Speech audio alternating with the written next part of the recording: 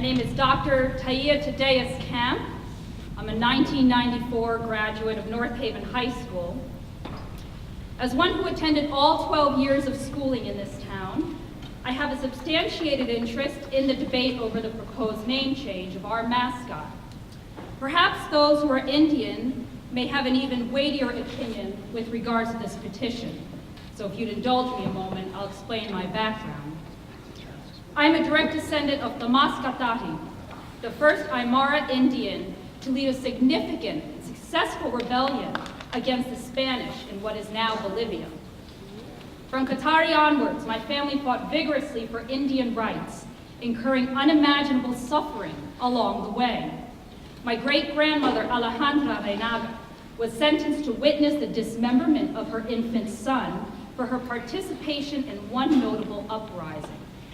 The baby was saved, permanently disfigured though he was, and he grew up to be my grandfather, Fausto Reinaga, a philosopher who published over 30 books on the subject of Indian rights.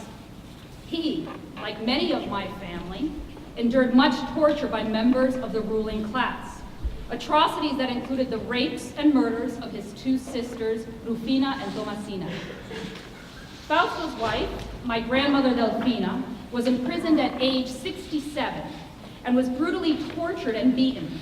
Likewise, their son, my father, Ramiro Huancar Reinaga, was also tortured and spent much time in prison for his close associations with Che Guevara and others who sought to assist the inheritors of the Inca Empire.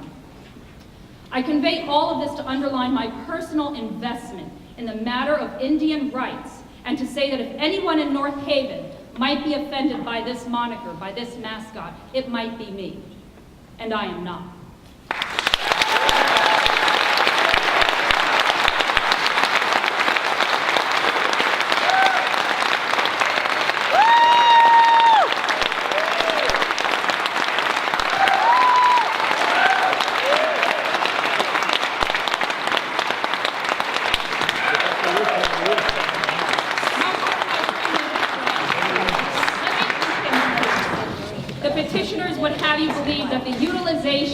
Of a generic Indian as our mascot is a flagrant act of racism, or that students donning faux headdresses or putting on fake war paint are instances of hate crimes.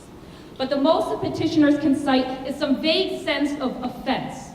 In civilized society, we may well be offended by one another, but this is simply the natural friction of human interaction, not an invitation to address and correct every perceived slight.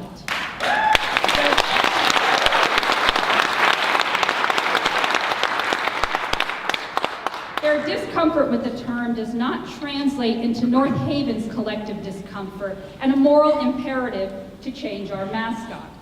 Others may, by the same circuitous reasoning, find themselves offended by team names such as the New York Yankees, reference to the Dutch, the Vikings, a reference to the Scandinavian people, or the Celtics, a reference to the Celts of ancient Ireland, or, might I add, the Maccabees. This is the term that the Jews in Israel use for their sports teams' names. They're all known as the Maccabees, and Yeshiva University adopted the same practice. If indeed the chronically offended are awarded with name changes, then who is of a blank enough racial and cultural slate that they may be chosen to choose a suitable replacement? Should we expunge all Indian identity as it is found in the names of our streets, our areas, natural landmarks, the Quinnipiac River, Pequot and Manomet Avenues, Montewies, etc., and even that of our state? Must we exhibit deference to the memory of our eradicated Indians by eradicating all memory of them as it appears in our language or culture?